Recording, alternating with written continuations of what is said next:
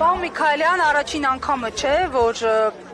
նման ակցիաներ եք նախաձեռնում, ակնկալում եք նաև իշխանափոխություն, բայց որ եղանակով, որովհետև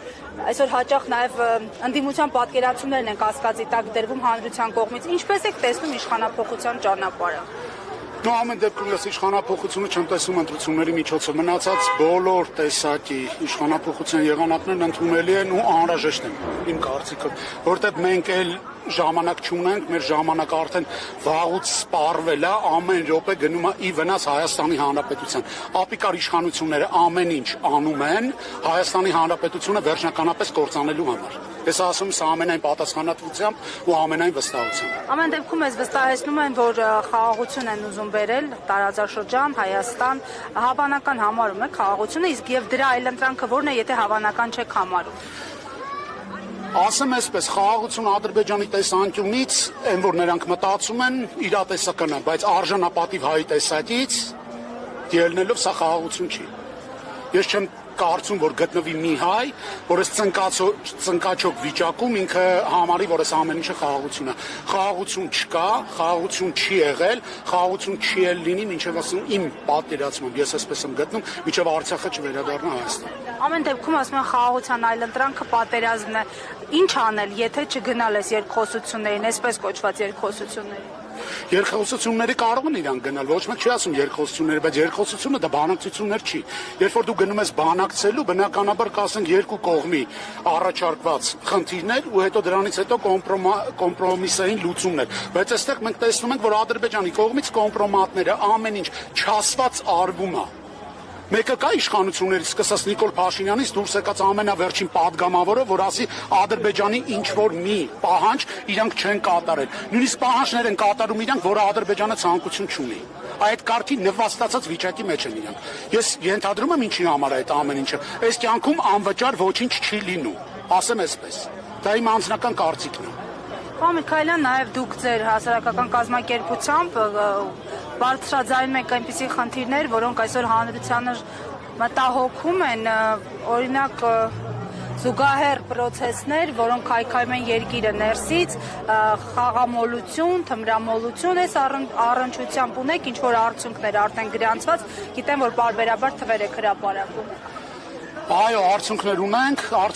այդ արդյունքները որոշ մասով գոհացուցիչ են, որոշ մասով գոհացուցիչ չեն, ասեմ արդյունքներն ինչի մասին է, ինտերնետ շահումով խաղերի ոլորտը։ Այդ ոլորտը ես կարող եմ ասել ամենայն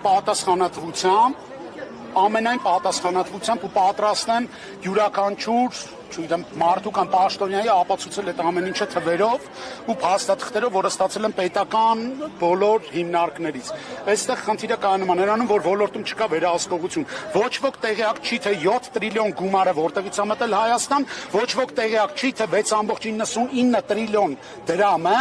2024 թվականին ում է վճարվել։ Ոչ պետեկամուտների կոմիտեն, որը վերահսկող մարմին է, ոչ ֆինանսների նախարարությունը, ոչ ազգային անվտանգությունը, ոչ կառավարությունը։ Իսկ վերջում էս խաղային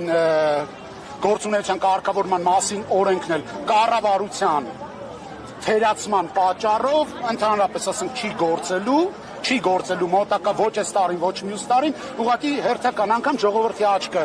ժողովրդական լեզվով ասած թոս փչեցին, որ իբր մենք անում ենք ամեն ինչ, որ խաղամոլությունը դադարի։ Նման բան չկա, այս ամեն ինչը ուղղակի զուտ մանիպուլյացիաներ են ու պատրաստ եմ յուրաքանչյուր պաշտոնյայի ապացուցել այդ ամեն ինչը թվերով։ Ու յուրաքանչյուր պաշտոնյա, ով ներգրավված է այս ամեն ինչին, վստահեցնում եմ, որ գալու է ժամանակը բոլորը պատասխան են տալու։ Արցախցիների վերադարձի իրավունքը եւ գերիների վերադարձի իրավունքը ինչի չեն հետապնդում ձեզ։ Այդքան միջազգային հարթակներից անգամ ԱՄՆ-ից իրան Ինչի չեն անում։ Պատասխանեմ կարճ չեն ուզում։ Չեն ուզում։ Թշնամին չի ուզում ու իրանք չի ուզում, կարճ կոնկրետ։ Եթե ուզեին, կանեին։ Եթե չեն անում, ուրեմն չեն ուզում։ Ոնց պետք անել։ Թեկուզ իրանք ունենային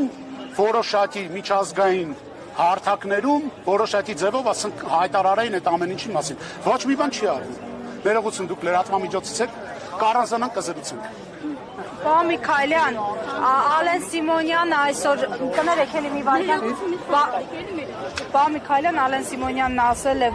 այսօր լրատվամիջոցների հետ զրույցում, որ գերիների վերադարձի նախապայման առաջ բերելը նշանակում է բանակցությունները մտցնել փակուղի։ Այս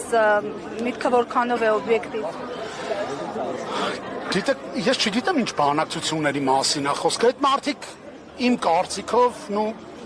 չգիտեն էլ ինչ է նշանակում բանակցություններ։ Եթե իմանան բանակցությունները այն է, երբ որ երկու կողմ իրար հետ խոսում են, բայց երբ որ մի կողմը թելադրում է, մյուսը անում է, այդտեղ բանակցություն գոյություն չունի։ Ուսեղ ինչ է մնում հային, հայը չպայքարի, որ այդ գերիները վերադառնան, բացի Ռուբեն Վարդանյանից, Արցախի ռազմաքաղաքական ղեկավարությունից մենք այնտեղ ունենք նաև այլ հայեր, այլ անձինք, որոնք երկար ժամանակ մնում են գերության մեջ։ Ինչի համար մինչ օրս ոչ մի բան չի արվել։ Մենակ 2021 թվականի ընտրությունների նախաշեմին ինչ որ չգիտեմ լոզունգներ, գերիները կվերադառնան, թող մի ամիս, երկու ամիս էլ սպասեն, այդ տղերքը սպասում են 3-4 տարի, թող երկիրը իր պարտականությունն անի։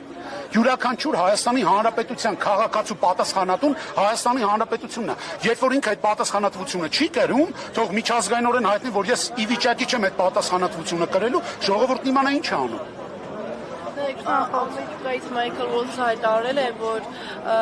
խաղաղության հասնելու համար անհրաժեշտ է լուծել գերիների հարցը, ինչին ի պատասխան Ալեն Սիմոնյանն ասել է, դե թող զանգահարեն գերիների վերադարձի հարցը լուծեն։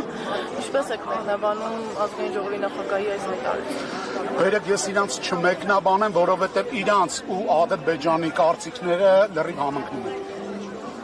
Սրանով իստում ամեն ինչ ասված է։ Շնորհակալություն։